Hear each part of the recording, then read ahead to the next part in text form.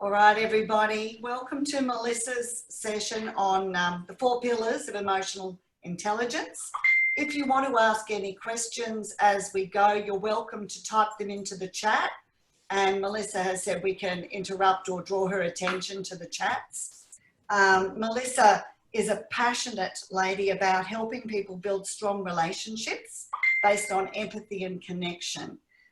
She's got 25 or more years experience with children, striving to be a better parent of her own 2 children, and has had a business called Enjoy Parenting. She's a registered teacher, an art therapist and counsellor. Gosh, you're busy, Melissa. An authorised PET, Parent Effectiveness Training instructor, reality therapy certified, and has an ongoing vision for happier parents plus happier teachers equals happier children. So I'm looking forward to your session, Melissa. Thank you, Robbie.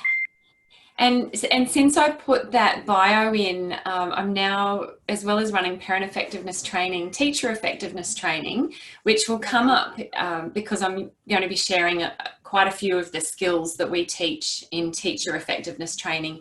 And it is a 24 to 30-hour course. So trying to condense this and give you just the most important bits in an hour and 20 is going to be tough, but let's see how we go. And it's also a little bit ironic that we are discussing such a social, emotional, relationship-based topic over this medium, which is very foreign to me.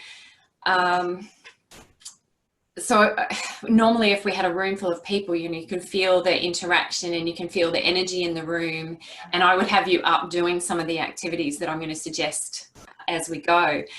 So I'm trying to find a way that we can do this without you guys having to just listen to me for an hour and 20 minutes.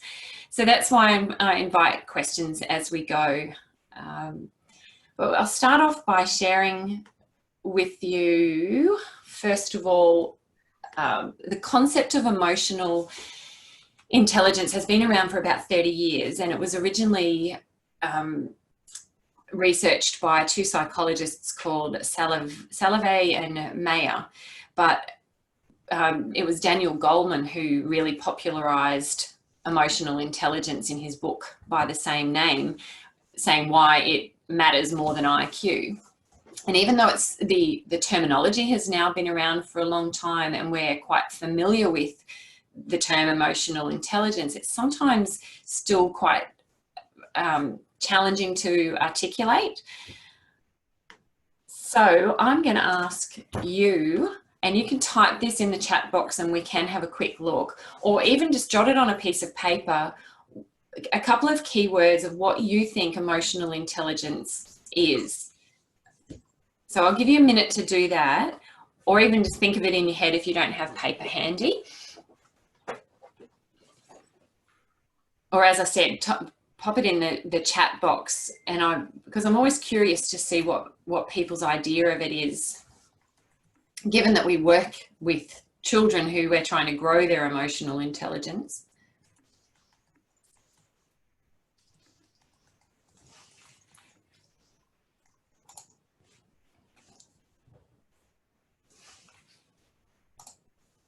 So I've had somebody say it's knowing how to express and understand their emotions.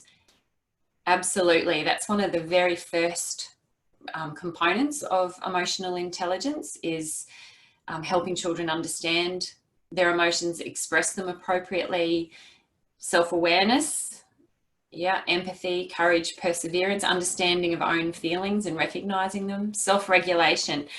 We're probably going to spend most of our time talking about self-regulation, because it is such a big area of emotional intelligence, but particularly for the age group of children we work with. And Danny's mentioned active listening. I'm really excited to hear that, because I went to university to study teaching over 30 years ago, so that gives away my age. But we weren't taught anything about emotional intelligence or active listening, and active listening is one of the skills that I'm going to share with you. So Danny, thank you for mentioning that. I did have some young teachers recently who said they are now actually teaching active listening in university. All right, so you already have a fairly good understanding. Well, let's see. This is my summary of what emotional intelligence is. It's using information about your emotions and the emotions of others to then guide our thinking and behaviour. Or as Justin Colson said, he's a fellow I like to follow, says saying the right thing at the right time in the right place towards the right person at the right level of intensity, which I think is a great way to summarise it. So the reason I called it the 4 pillars of emotional intelligence is not because I came up with these 4 areas. These 4 areas were identified by the psychologists Salovey and Mayer, and Daniel Goleman also talks about the same 4 areas. But the reason I call them pillars is because I really believe they're the foundation for emotional intelligence. And those same 4 areas are reflected in both the early years learning framework, and they're also in the personal and social capability statement for the Australian curriculum. They actually use the same 4 headings. So just quickly, self-awareness is about recognising and understanding your own thoughts and feelings, which is what a lot of you mentioned in the chat box, and a beginning awareness of how those thoughts and feelings affect your own behaviour. But then when we get into social awareness, it's about how our thoughts and feelings and actions impact and affect the people we're relating to. Self-management, it could be called self-regulation because it's mostly about regulating our own emotions and learning to tolerate those big emotions that we have, how to process them and harness them so that we can optimize our happiness and achievement. Social awareness is really where empathy comes in, because we're starting to use our knowledge of our own experiences emotionally and put ourselves in other people's shoes and begin to empathize with them. And then social management is kind of really bringing it all together and understanding relationships using that emotional information to navigate the social situations that we're in. So whether that's part of a team or part of a group, within a family, it's really, I guess, largely focused on communication skills. And in particular, when we get into social awareness and social management, it's communication skills like assertiveness and conflict management. So you could roughly look developmentally from left to right that children will typically begin developing self-awareness first, and then start to learn to regulate their emotions, although that it's not always the case, because you can, I mean, these areas apply as much to adults as they do to children, but we could be very self-aware but then not be able to regulate our emotions, or we could keep our emotions fairly level but not use self-awareness or self-reflection to grow and improve ourselves. So what I'm going to do today is go quickly, well, not quickly, I've given you a quick summary, but go through each of those areas and quickly tell you kind of in a bit more detail what each of those areas are and why they're important, and then spend more of our time on the more practical stuff of how we help children in our care develop those areas. So in early childhood, self-awareness is the mental picture that children have of who they are in relation to the world. It's their ability to tune into their thoughts, feelings, and actions. So in other words, they have an emotional self-awareness, a physical self-awareness, and a cognitive self-awareness, and I'll go through each of those in a moment. But it's like knowing your likes and dislikes, what your strengths and lesser strengths are, an ability to self-reflect and self-evaluate, which is an important skill if you're wanting to develop self-awareness. And then as you get older, it's knowing your habits, your values, your beliefs.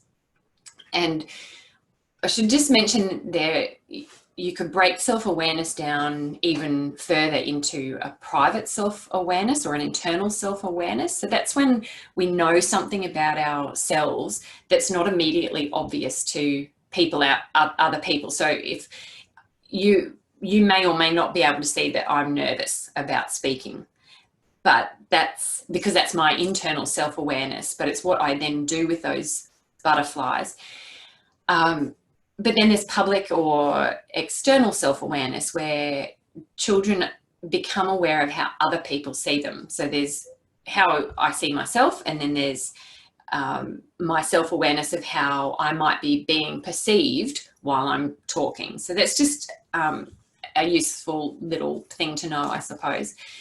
And private and public self-awareness, or internal and external self-awareness, work together because that's what helps kids understand that what they're thinking and feeling or how they see themselves might not be the same as how other people see them. And that impacts then their identity formation.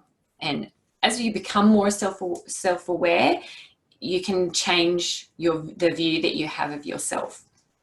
Self-awareness also impacts assertiveness because the better we understand ourselves, the more likely we are to then be assertive and advocate for what it is we need or want. So, for example, you might have a teenager who is self-aware might say, do you know what, I'd rather stay home than go to that party because I really don't enjoy what goes on at the party, rather than falling into being feeling pressured that they should go because their friends are going. Still a hard skill. Even as adults, it can be quite challenging to be assertive about what we need. And I'll talk about that if we get time. We also improve our critical thinking and our decision making if we are more self-aware, because obviously you're just going to make better decisions if you are better informed about yourself and know yourself. One thing that fascinated me in the research is that there are strong links with moral development. So people who are self-aware are less likely to lie, steal, and cheat. They're more likely to have a growth mindset, and they're more resilient to mistakes, which just shows you the breadth that social awareness can impact us. And then I wanted to go through, and as I said, please stop me if you have questions. I'm actually going to get you now to use your little reaction button at the bottom of your Zoom, just to give me a thumbs up if you think that you are relatively self-aware. So in a classroom, we might put our hands up and ask people this, and it's always interesting to see, how many people think you're pretty self-aware. Can you see how many thumbs are coming up, Robbie? I would say at least half, if not more, as I scroll through, and more thumbs up coming. And the reason I got you to do that is because really interesting research that a study that a psychologist called Tasha Eurich did, she wrote a book called Insight. She found that 95% of people think that they are self-aware. And again, I would, if we were in a classroom or in a room, I would ask you, what percent do you think actually are truly self-aware? It's about 10 to 15%. So even though 95% of us think that we're self-aware, only about 10 to 15% of us truly are. And it's just because we have natural blind spots and we tend to operate on autopilot. And the reason I mention that there is because a really important skill in helping our children become more self-aware is that they learn to self-reflect and to accurately self-evaluate, because that's one of the important skills to foster that development. And one of the ways that we can do that is ask questions that scaffold children reflecting on their own thinking, their own behaviour, their own feelings. And I'm talking about cognitive awareness at the moment. So it would get them to be thinking about their thinking. So, you know, what did you do well today? What did you enjoy? What would you be interested in trying tomorrow? What makes you feel mad? What helps you feel better when you're upset? So some of those questions are promoting self-reflection on feelings. Even things about children's experiences. So, you know, what were you telling yourself when you tried to build that tower? And what would you do differently next time? What things would you do to make it even better and stronger? And equally with children, avoid asking them why questions, like why they yelled at their classmate. Instead, ask them a how or a what question. So, you know, how can we fix this? What could we do to make it right? Because that helps them to self-reflect. Because, you know, you probably already know if we ask a child why, they're just going to go, I don't know, you know. And I have a nearly 14-year-old in the house, and it seems to revert to that kind of, I don't know, response. Let me see. I'm sorry if I'm moving quickly, but I know I've got a lot to cover. Physical awareness is, you would already be doing a lot of these things. And I guess the reason I'm going over them again is so that you can know that a lot of what you are already doing is promoting awareness of emotionally, physically, cognitively of your young children. One activity is anything around same or different, similarities and differences. And I saw a great activity of, you know, just putting different coloured stockings on, or getting kids to look in the mirror and compare their eyes and hair with friends. And I had a really cute example recently, and it was, we were teaching the children. So I work in a prep classroom as well, and we were doing Indigenous culture. And I worked in an Indigenous community for a number of years, and I had some photos of me in my early 20s with a group of students, and there were obviously Aboriginal looking, like dark-skinned children, and there was one fair-skinned child. And what I found fascinating about the way the children in our class observed similarities and differences is they actually saw one of the Indigenous boys and said, he looks so much like Davey in our class.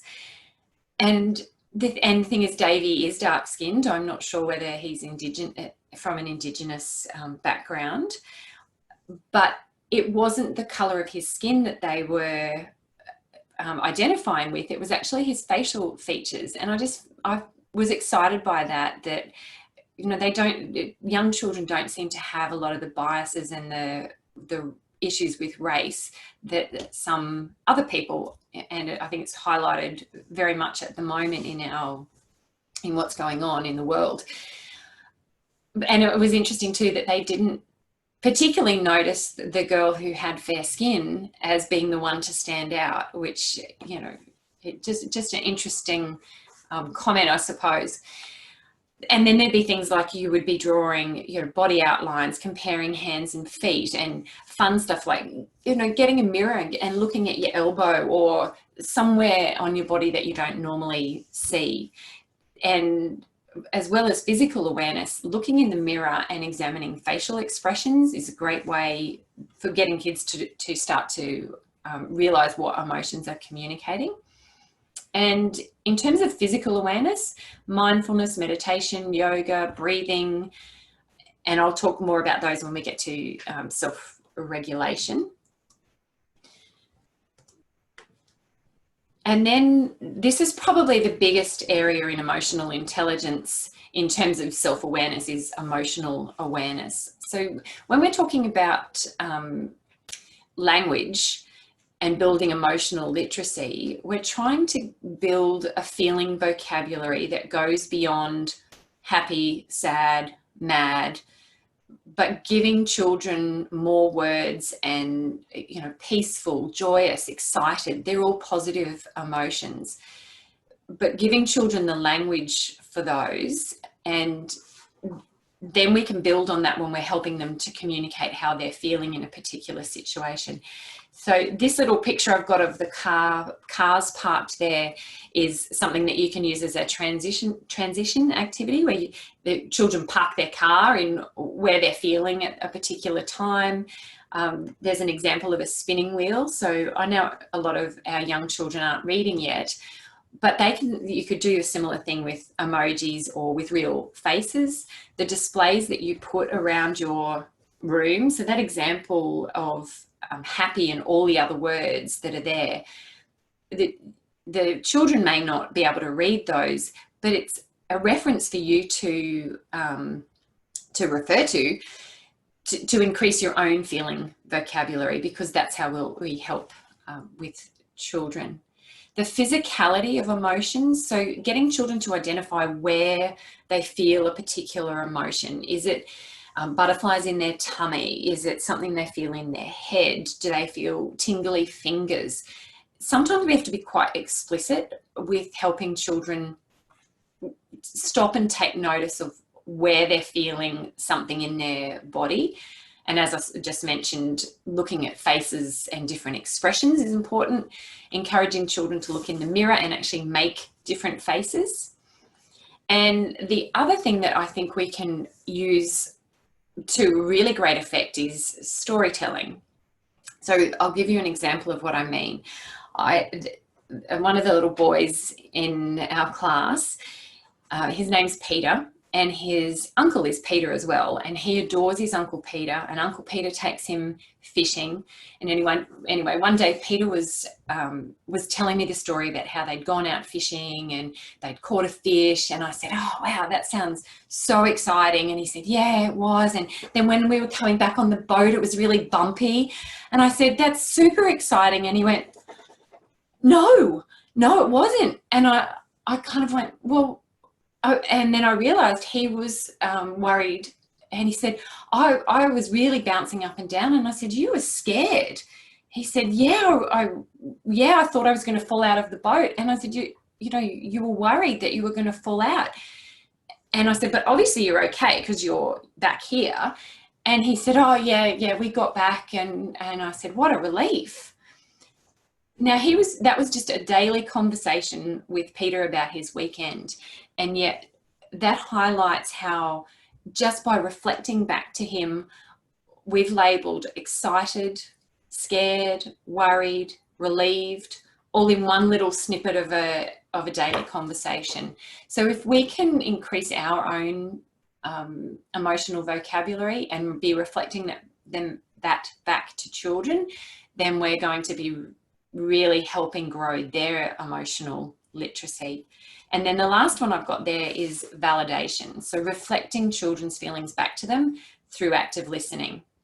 And I'm going to talk in detail about active listening, because I think oftentimes we, as early childhood teachers, we know it's important to empathise and we know it's important to build relationships, but we don't always have the tools or know exactly what that looks like. So that's what I'm hoping to share with you today.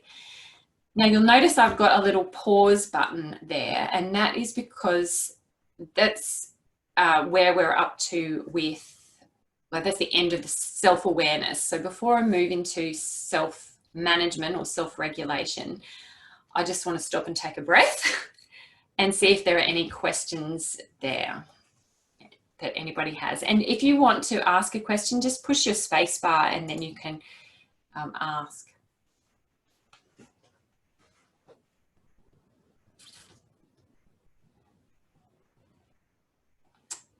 So everybody's quiet. I think this time of the afternoon, the last couple of years I've had this time slot, And people, poor things, are on cognitive overload.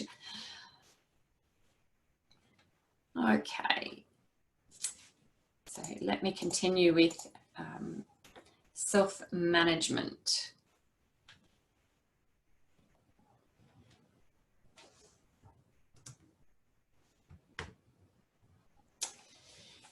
So as I said, this will be probably the area that we spend most of our time on because it is so developmentally appropriate in terms of where our children are at. And unfortunately, I can't ask all of you what age group your children are, whether they're primary school or very young.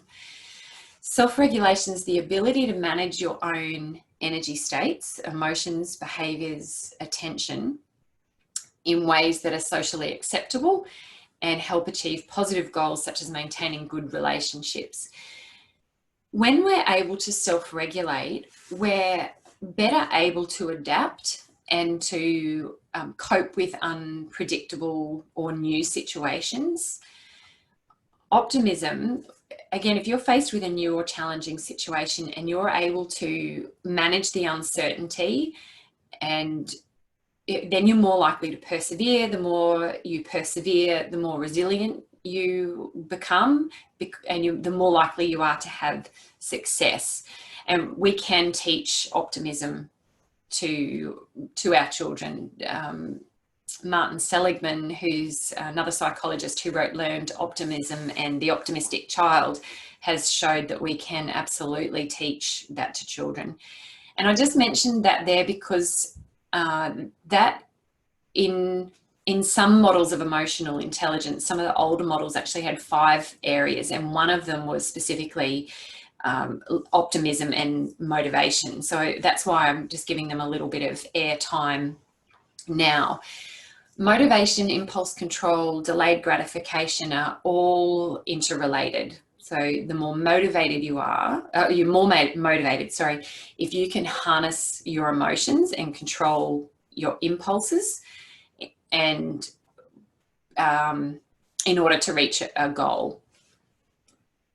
So being able to tolerate a little bit of pain and discomfort in the short term to get a bigger goal. So if you might be that you wanted to get a PhD and you have to put off going out with your friends so that you can write your essays, or if you are at an elite level of sport, for example, you have the grueling training, the early morning starts, and possibly giving up socializing as well in order to get something that will be greater in the future or be more of a payoff for you.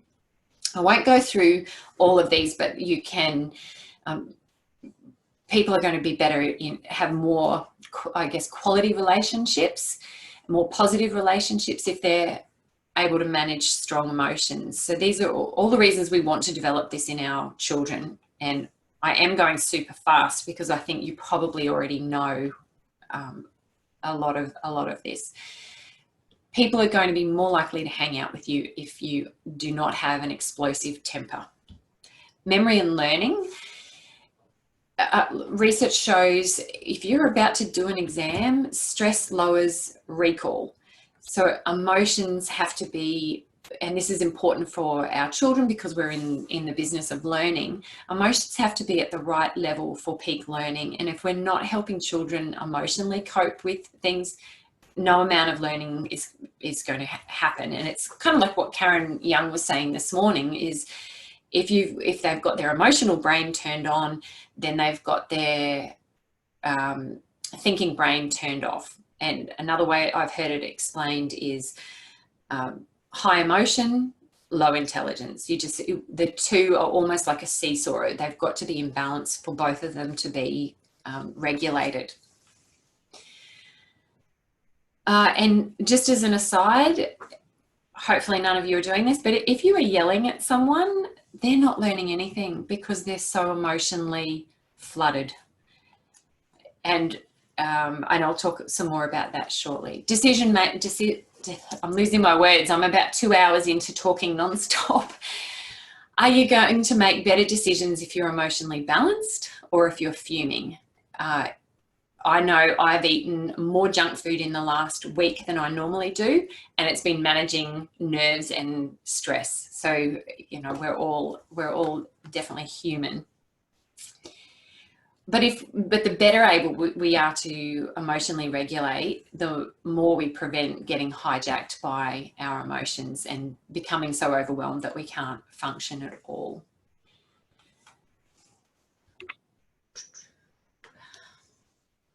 I'm going to flash this up. This is the window of tolerance. Ideally, we want our students to be with the right level of arousal where they're able to focus and participate and regulate themselves. For some children, and the reason I like to put this up is because we often associate an inability to regulate our emotions with a heightened, the ones that are loud and aggressive and usually come with more obvious behaviours. But it equally applies to a child who's got a low level of arousal, who withdraws, or who, you know, the child who will go and quietly hide under a table. And because they're not so in our faces in terms of behaviour, they sometimes go unnoticed. But both are the same. The heightened arousal and the lowered arousal means that there is an emotion there that they are finding difficult to tolerate. So what do we do then to help calm our children? So I'm going to ask you to write in your chat box again, what do we typically do when we're trying to calm a child?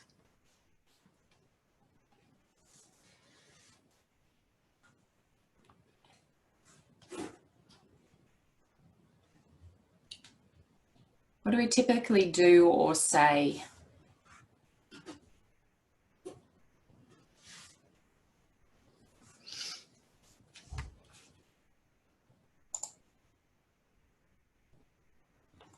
So do you want to either type it in the chat box? Here we go.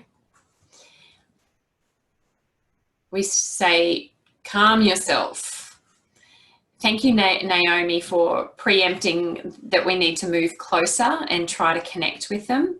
Physical contact, this is important. It's okay, take a deep breath, acknowledge your feelings. Be near them, use a quiet voice. So they're beautiful responses because they're emotionally intelligent responses. But what typically, or maybe not typically in an early childhood environment, but often in a parenting environment, typically what happens is we say, calm down. It's not the end of the world. Stop. You'll be okay. We offer reassurance. Or we say, shh. Now this is children who are, like Karen Young talked about this morning, it can be anxious children, but we often say this to children who are happy, but they're really exuberant and they're excited. I'm going to give you a little scenario now. I want you to imagine the worst day. You've just had a terrible day. So it starts off, you wake up at 3 a.m. and you hope that you're not waking up to the sound of what you think is vomiting. But it turns out it is. And alas, one of your children has gastro and you need to completely strip their bed, get the sheets off. And after cleaning that up, you have this small moment of guilty relief when you realize that you're the one that gets to go to work today.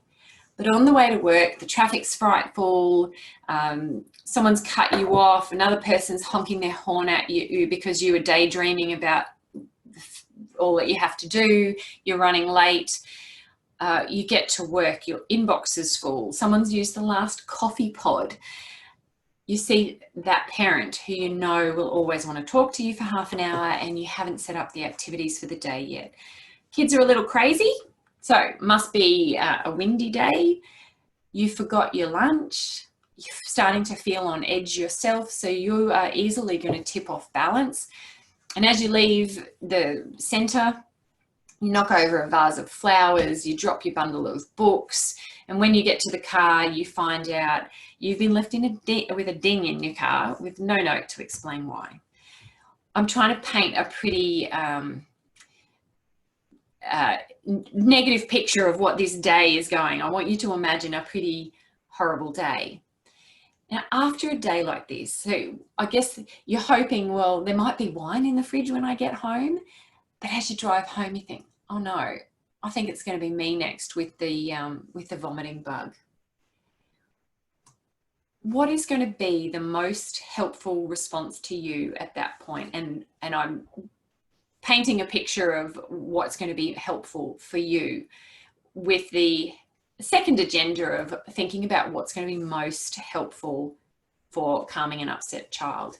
So I'm going to give you 4 doors. So when you reach door number 1 at home, you are met with this response. Suddenly morphing into Captain Cheerful, your partner instructs you to quickly look around the room and find 5 things that start with the letter P. Are you going to be feeling calmer? You probably just want to throw that pineapple at him. Door number 2, logic. Your partner asks you to give him or her a quick rundown of the day's events, then launches into a 20-minute lecture about why none of those things is really that bad. He or she concludes this monologue with the line, "There are a lot of people in the world whose day has been much worse." So I ask you again, are you going to feel better or worse after that kind of response to your horrid day that you've just had? Door number 3, door 1 and 2 aren't looking that good, but door number 3, your partner sees how upset you are, tells you to calm down. And when you remain upset, he or she becomes angry and tells you that if you can't calm down yourself by the count of 3, your secret chocolate stash will be confiscated. So all money. I'm glad I'm seeing a couple of smiles because I can't hear any laughter and I don't know whether it's funny. But all money's got to be on door number 4, hasn't it? And just enjoy the picture. I'll leave it up there for a really long time. Your partner senses your distress, stops what he or she is doing, opens his or her arms, mirrors your facial expression, simply says, looks like you've had a tough day, wraps his arms around you, her arms around you, holding you until you feel better and that you're ready to talk. And I sincerely hope that you have partners who are empathic and not like behind the first 3 doors that were there.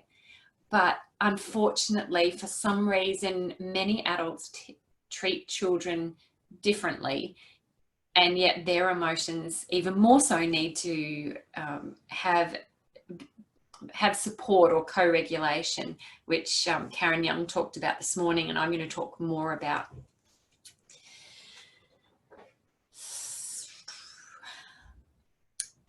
So how do we help children manage their big emotions? Well, the first thing, and Karen said it this morning, build strong, secure relationships. But like I said, sometimes, even though we know that's the case, we don't always know, well, what does that look like and what skills do we need to be able to build even stronger and more connected relationships?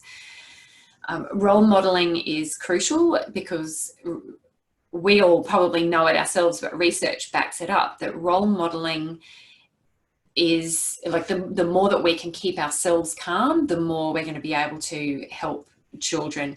And what's really interesting about the research too is that teachers and carers are now included in the attachment figures. So Karen talked about the importance of parents being the key figure, but with the increasing numbers of children in long day care, that carers are as important to the role modeling process as parents are. I'm going to talk about co-regulation in a moment. And this is just a summary. I'm going to go into each of these other areas avoiding roadblocks, because sometimes with the best intentions of reassuring children, we're actually blocking communication with them. We're closing the communication down rather than opening it up. I'm going to talk specifically about active listening. So for those people who don't know what it is or haven't used it before, it's a skill to demonstrate empathy.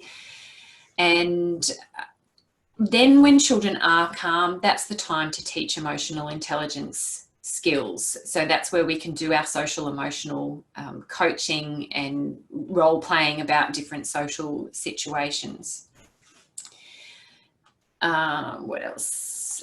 And then I've got a list of things under calming spaces, different activities that we can use and incorporate in our programs and games that we can play. Many of them you probably already know or use, and I'm happy. I would normally get you to do some of those to get you up out of your seats at this time of the day. But I will, when we get to that, I will quickly go through them, but I'll also, I'm happy to send them to you on a handout. So if you, while I think of it, want to copy down my email, it'll be at the end, but it's stradermel@gmail.com. And then if you email me, I will happily email you the handout at the end.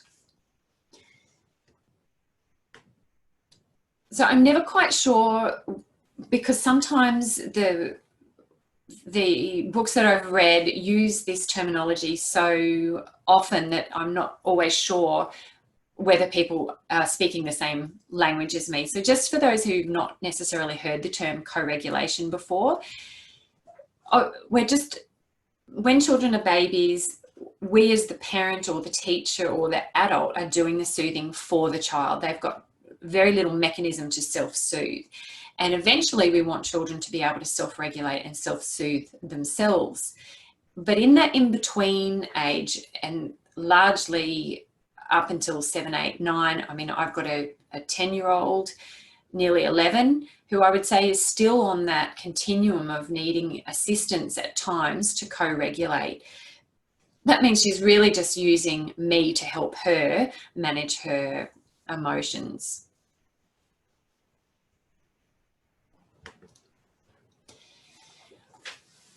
So first of all, I'm going to talk about the what not to do things and then the what to do instead. So I mentioned communication roadblocks, which are some things that we can avoid doing because they close down communication. Now, Thomas Gordon, who I know these will be backwards, but he wrote these books, the Parent Effectiveness Training and Teacher Effectiveness Training, and they're the programs that I teach, and this is where I've got that information from. Normally the communication roadblocks would be taught over a 2 to 3 hour session, so really you are just getting the surface or the summary of it. And I'm always happy to answer more questions.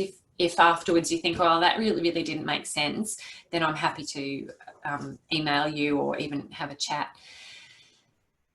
So even though there are 12 roadblocks, I've categorized them into 3 different areas to make it a little bit more simple.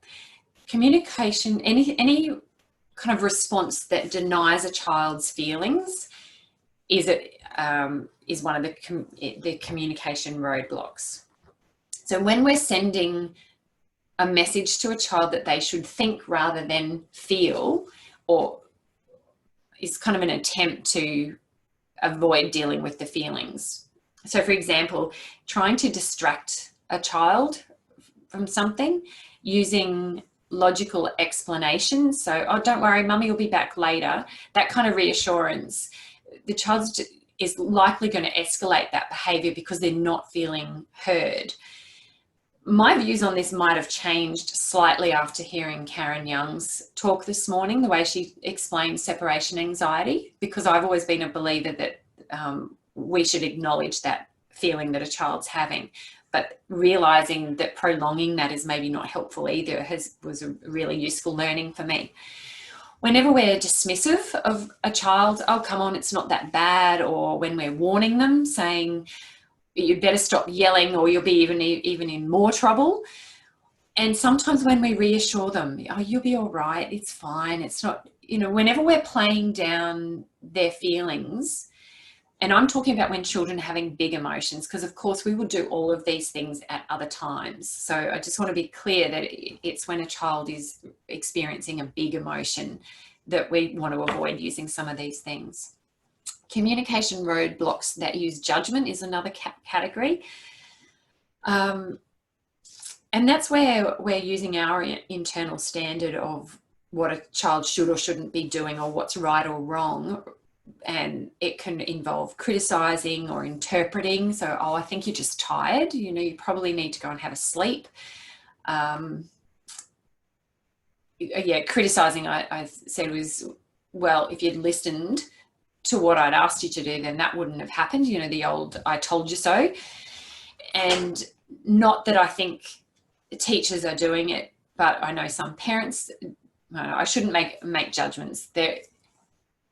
A roadblock that uses judgment is name calling, sarcasm, blame when we put it back onto children, you know, it's their fault, diagnosing and even praising to an extent, because it's us deciding what is right or wrong for the child, which goes at odds with how that we want them to develop their self-awareness and their self-evaluation capacity. So for me, I want my children to have an internal motivation and internal checking in of what's right or wrong for them.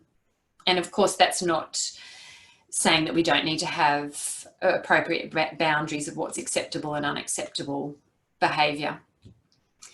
And then communication roadblocks, where we give the child a solution rather than letting them work out a problem themselves, because that deprives them of resolving the problem in their own way, in their own time, and having to think through the consequences. And that is part of it too, is that if we keep jumping in and solving problems for our children, or suggesting, and that's when we order or direct or moralize, you know, go say you're sorry.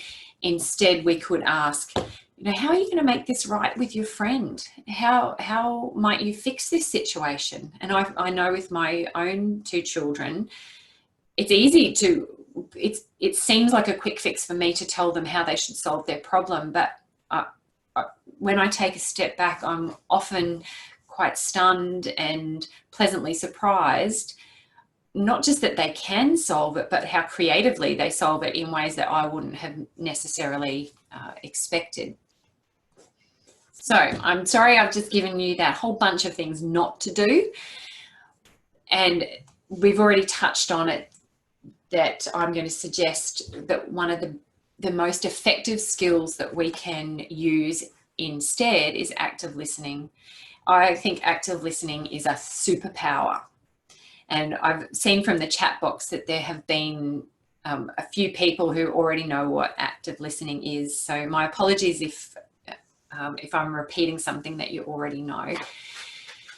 So it's important with active listening, or let's just say empathizing, first of all, attending. And that's just giving our body language, our full attention to children, to put your phone down and be fully present with the child. Sometimes when they're having a big emotion, just being silent is enough to help them feel heard and comforted. Simple acknowledgements and door openers. So instead of rushing in with any of our roadblocks, being able to suggest an open-ended question. So tell me what's happening.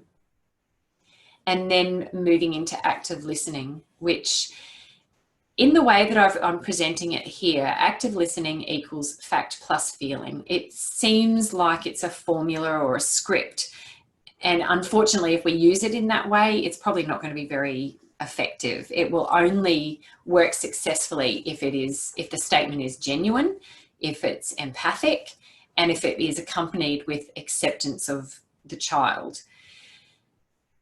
An example of an active listening response might be, you're disappointed that you're having to wait for your turn on the bike. So disappointed is the feeling, and the fact is what the child's experience is. So having to wait for the trike is the fact. Another example is how frustrating to have your tower fall over. Frustrating is the feeling, tower falling over is the fact. So it's just a simple formula or script to use, but it can be helpful in reframing it. Now, if you use those responses and you're only half present because you're distracted by other children, it may not be as effective as if you've done some of those other things and given your full attention. And I'm going to share another story from my class, both of what not to do followed by what to do instead. So the situation started to happen and I could feel it going pear-shaped and brought it back on track, because these are not overnight skills. They take, even though I know the theory and the concept, actually in the moment it can be very hard to do, which is why that keeping ourselves in emotional balance is really important too. So a little boy called Jack wanted to play with a monster truck that had a driver in it, because not all of them had drivers on it. Now, that to us seems like an insignificant problem, because it's like there's a box full of trucks there, just go and pick another one. But this is a big deal to Jack. So part of active listening is being able to put yourself in his shoes. And I could see that he was beginning to get upset, and I intervened and suggested that how about he have a turn, let George finish playing with it for a few minutes and then he could have his turn. Now that was my first mistake, because I was trying to do a one-on-one assessment at the time, and I just gave them the solution rather than taking the time to listen to each of them and let them come up with their own solution. So Jack reluctantly accepted, but then I could see that he was still unhappy with the outcome and with having to wait. And then next thing I hear one of George call out, another child called out, Jack just took my truck. And I said, but I thought you decided that you would have it after George finished with it. And Jack said, George said I could have it. And I asked George and he said, no, I didn't. You know, and I know I'm telling a long-winded story, but these are the kinds of little things that we're dealing with every day. So Jack's saying, yes, you did, you're a liar. At which point I told him not to accuse other people of lying, which is another error I made, because it was a roadblock of directing and criticizing him, because I virtually told him he was being rude and that I didn't believe him. I checked in with George, who said, no, he wasn't lying. So I asked Jack to give the toy back. And again, I was directing him. So he's not feeling heard. I'm directing him.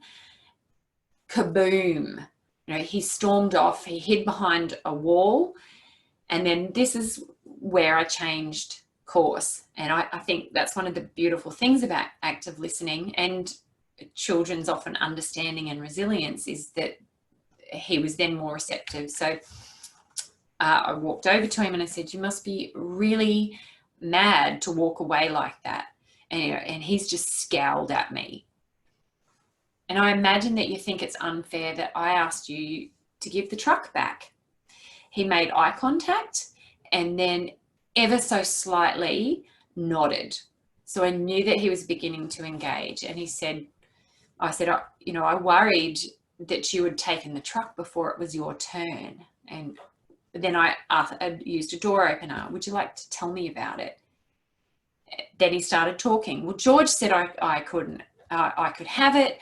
I called George over and he said, yep. I told him, Jack's feeling upset because he thinks that you're not telling the truth about the truck. Now, you're not in trouble. However, it is important to tell the truth so that we can work out what happened and see if we can solve the problem. So I'm introducing the language of we want to solve the problem together. And George said, I actually can't really remember what I said. Okay, so you're not sure what you said, but that's left Jack upset because he feels as though it was unfair and that you didn't tell the truth, and that it's unfair that he had to give it to somebody else. So I'm wondering now, what can we do now? And George pipes up, sorry, Jack, I'll go and get the truck. Now, the story's got a happy ending. But I acknowledge my mistake, and I said, I'm sorry that I didn't listen more carefully to you to begin with. How are you feeling now about going back to your friends? And he said, good. And he ran off and got the truck. Now, as I said, I know that's a bit of a long story, but we don't have to get it perfectly first time, every time. But we do have to be present and turn up and show children that we're human, we make mistakes as well, but that we can reconnect. And I think that's a really important modelling, is to be able to reconnect with our children. I'm going to preempt a question that I often get about how much time this takes, because people have often asked, you know, but who's got the time to do all of this and that long story that I just told you? Well, in actual fact, that story takes a few minutes of proper listening and proper empathizing. And if I had not addressed that behavior and that feeling that was driving the behavior, he could have escalated that. He could have still been in a bit of a funk and then lashed out at somebody else later on. And then I've got a bigger problem to deal with.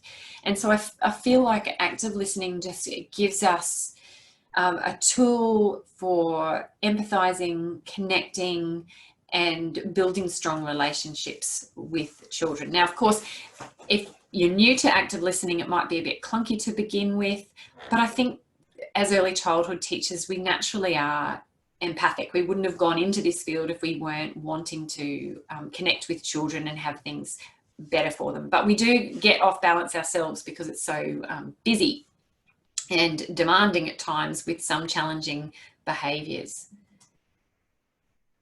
Any questions about active listening?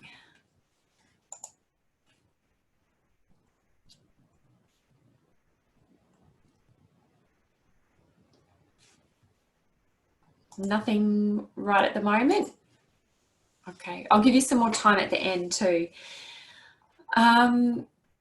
Just quickly, I'm keeping an eye on the time because we have got 20 minutes left. Is that correct, Robbie? Yep, okay. Creating calming spaces. This is the stuff I will put in a handout as well, so that they're just ideas. You'll have a lot of your own as well.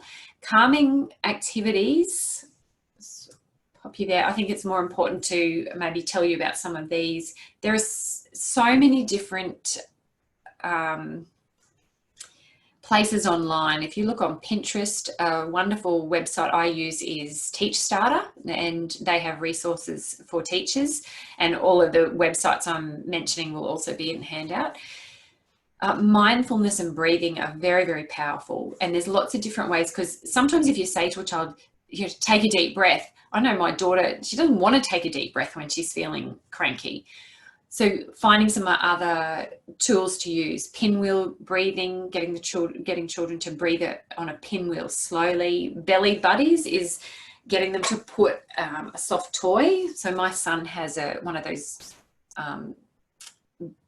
little soft toys, but it's got beans in it, so it's a bit heavier. So putting that on a belly to allow to breathe. I don't know whether you've seen the breath star. So you start here, breathing in and out, breathing in and out. So, and you go right around all of the fingers. It's a lovely, soothing way. Having children, particularly for your visual learners, imagining breathing in a particular color or imagining it swirling around them. You know, yoga uses that golden light pouring over us. So just trying different things until we get what will work for different children. I like the back to back. I mean, you might get a bit of silliness when you first do it, but having children, the back is a calming spot. So to be up against another child and be breathing together, particularly if you've got a calm child, who's able to do it, then putting them with somebody else, they mirror one another, which is taking, I guess, using their natural mirroring of the people around them. And games. So there are tons of, oh, I've got change photo. That's, I haven't finished my slide. I did actually change the photo. I just didn't get rid of the caption there to remind me to do it. Any games that require children to stop and start and control their bodies are great practice for regulating themselves. And I've got a few there. There's probably tons more that you have as well.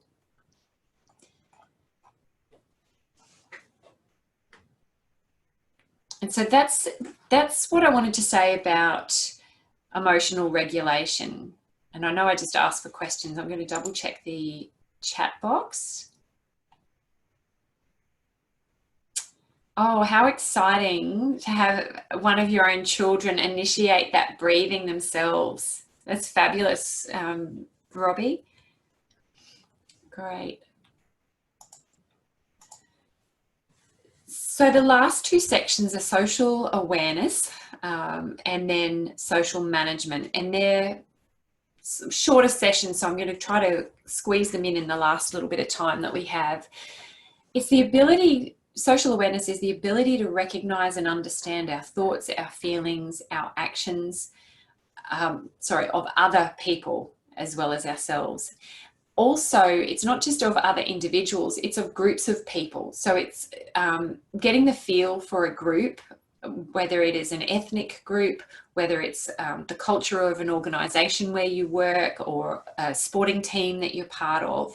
It's picking up the general feel of that, and then using that information. It comes into social management because we use that information to inform how we interact with people. So again, it's empathy, and we've just talked about how to promote empathy. Being able to stand in other people's shoes, and sometimes we get wrapped up in our own stuff. So mindfulness and taking a step back to really just sit with somebody else's experience is part of social awareness. For children, it's about learning to read social cues. And so for some of our students, like Robbie, you mentioned an ASD student, oftentimes they don't automatically pick up on those social cues, especially the more subtle, non-literal forms of communication, so jokes and sarcasm and innuendo. Over their heads, they miss it. But even the non-verbal communication, body language, facial expression, some children will just pick it up and run with it and have no trouble at all, but other children need to have that explicitly taught to them. And social skills, which is both social awareness and it's part of social management, is how to join a group, how to initiate or interrupt a conversation. Benefits, obviously, if we're socially aware, we're going to build stronger relationships, and that we've talked about that importance of connection and belonging. And I love Brené Brown's quote there. It's the skill or ability to tap into our own experiences in order to connect with the experience that somebody else is relating to us. And then trying to give you some practical ways of how you can develop it. Well, first, keep modeling empathy, keep active listening. And for those children who struggle to do it naturally, we can do it a little bit on their behalf. So when a child shows a lack of empathy in a social situation, model it for them. You know, maybe Lucy drops her art project and Bobby laughs. So you might be tempted to focus in on Bobby and correct his behaviour, but instead jump in to help Lucy. You might say, "Oh, how irritating to drop your artwork. Can I help you pick it back up? Come on, let's," something like that, because that's modelling to the other child. Role playing is great. Role play any social situation that is particularly relevant to your group at that time.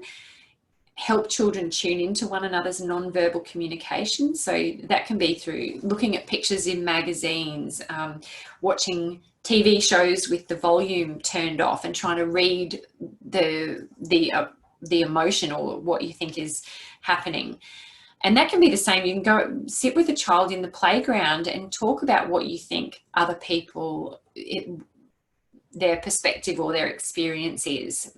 And those kind of games help children begin to learn to read expressions, body language, and even more explicitly, you know, when the corners of my mouth go up, am I smiling, am I grimacing, am I in pain, talking about those kind of things.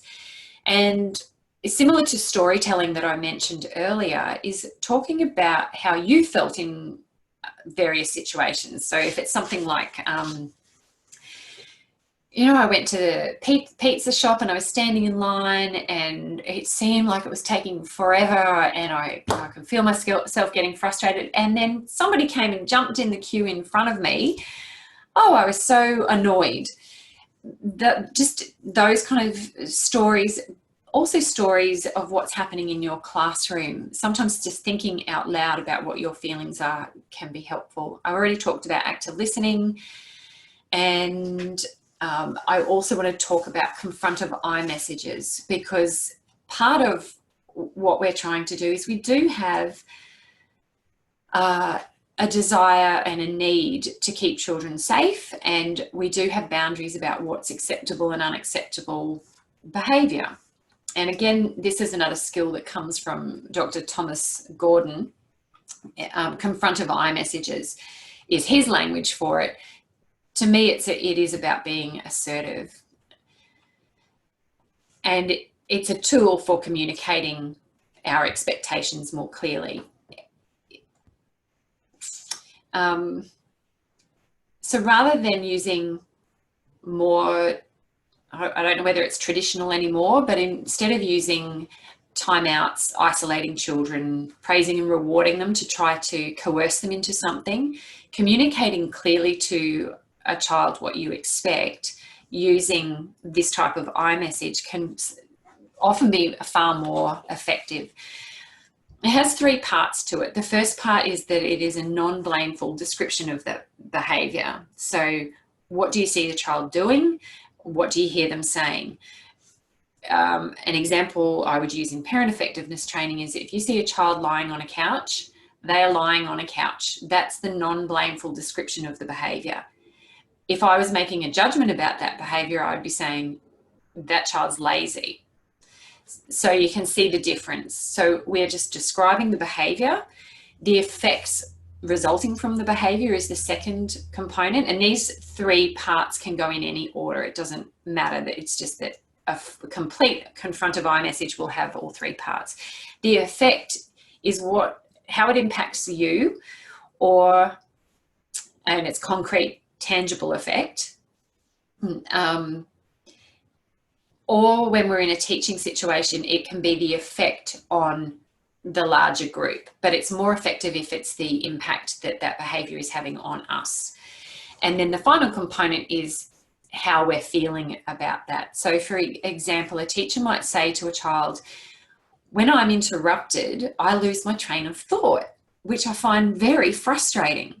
So what I've just said is when I'm interrupted, that's the non-blameful description of the behaviour.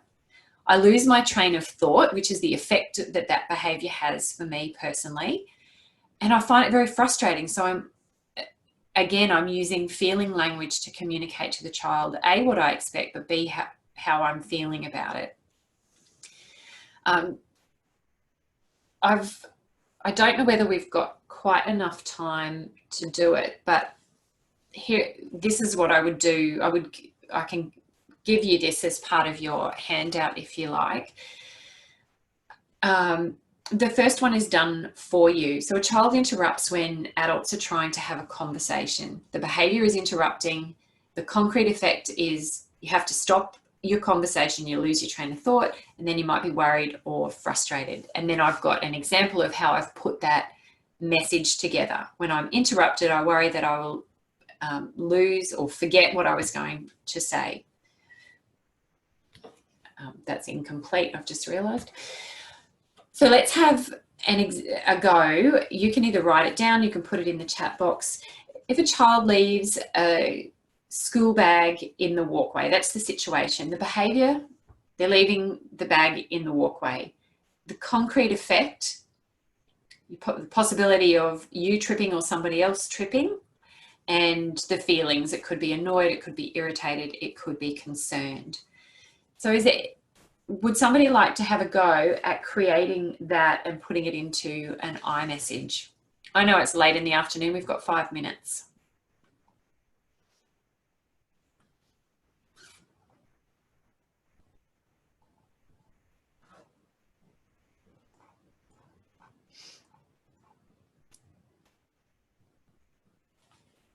I can see someone typing some, I think it might be Michelle and Ruth, so I'm just going to wait a moment.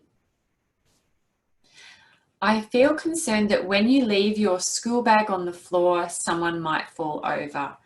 Beautiful, thank you. Is that Hel or Helly? I'm worried that someone may trip over the bag left in the hallway and get hurt. When I see the bag in the walkway, I think someone might trip over it and that could hurt someone. Fabulous. Thank you so much for participating in that. You can see that most of those responses talk about the bag in the way. There was one, yeah, I feel frustrated, I feel concerned, and we can play around with the order that those go in.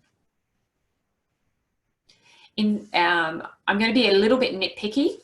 So when I say I think someone might trip over, I guess the thinking is is about the behaviour. I would just tweak that slightly and say, I'm worried that someone might trip over, because then it's got that feeling component to it as well.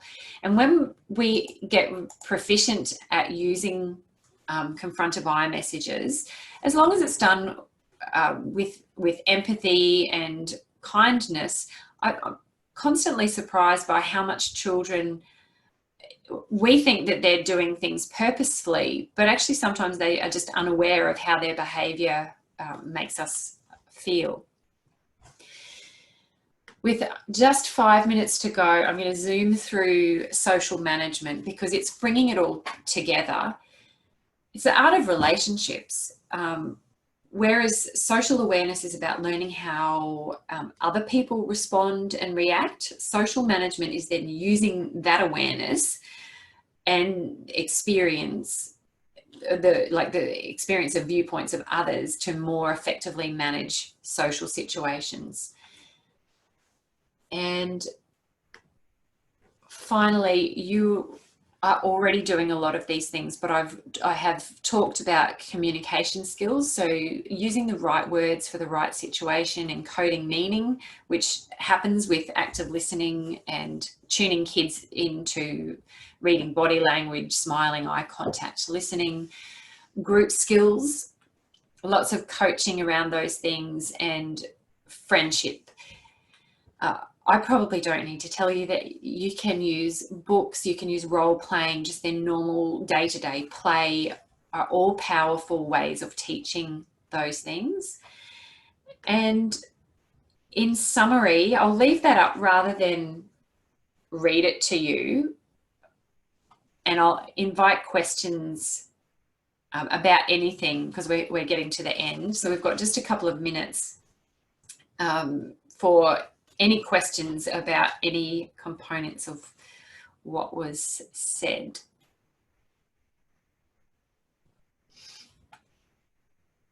And if you would like to just ask, you can push your spacebar and talk, say if you don't want to type. I know I'm much faster talking than typing.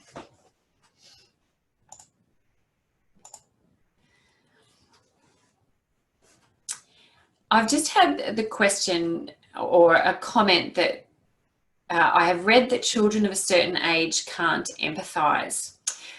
I'm going to say a clear no to that.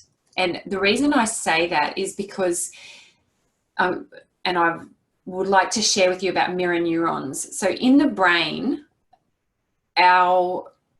they've done, and they did a really interesting study, or they've done lots of studies, and I'm talking about neuroscientists when I say researchers, where they actually found out by accident they had monkeys, and they were studying the monkeys' brains and of what happened to the monkey when it ate a peanut. And then they did that with, it was the researcher just happened to be eating some peanuts during it, and they still had all the wires on the monkey's brain. And they found that the same parts of the brain activated in the monkey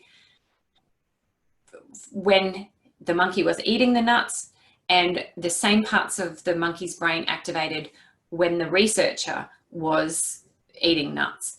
And that led them on to then discover, and this is, I found even a more powerful study, is that they got mothers and babies, and when the mother was breastfeeding, they just put a light in the corner of the room. So the mother was asked to focus on her child while she was breastfeeding. And then when she saw the light come on, she had to focus on a different baby, not her own baby, had to think about anything else but her own baby. And they found that not only did the brain patterning of the mother change, but the brain patterning of the child changed. So that is the power of mirror neurons. And the reason I talk about that is because those kinds of studies by neuroscientists have showed that we are pre-wired for empathy. The second part of what I will say, though, is that some children may be in an environment or a situation where those parts of the brain are not fostered, those relationships are not fostered. And like I've just been saying about emotional literacy and empathy, that the best way to develop those skills in children is to be role modeling them and using them with children. So if children are not exposed to the environmental part of learning empathy, they may not show those parts of development. So it's like anything, I suppose you may not learn to read if you're not exposed to words and books. And I think it's the same with empathy, that if you're not exposed to good attachment in the early years, and then loving, warm, connected relationships where you model empathy, then you're less likely to develop empathy. And I'm sure that we've all seen children who don't appear to show those signs, but I do believe that we're at least all born wired for empathy. So I hope that answers that question. And I know we're meant to finish right on time, but were there any other questions that people wanted to ask before we finish and I hand back to Robbie? If you think of anything later on, as I said, please email me, and if you want any more information, I'm happy to share that. And if you want the handout, just email me so that I don't have to type everybody's emails in, and I will forward those on to you. Thanks very much, Melissa. That was a fabulous session. I truly enjoy your words because they resonated with me in some of my communications with children, but gave me more food for thought, especially for children who need visuals. That, you know, you had some samples there of things that you could use with them as well. So I'll certainly be looking forward to the handout, and thinking also that a lot of the strategies that you were talking about would be relevant to speaking to our counterparts, as in our work colleagues, our husbands, our siblings. It's a life skill. Thank you very much. Yeah.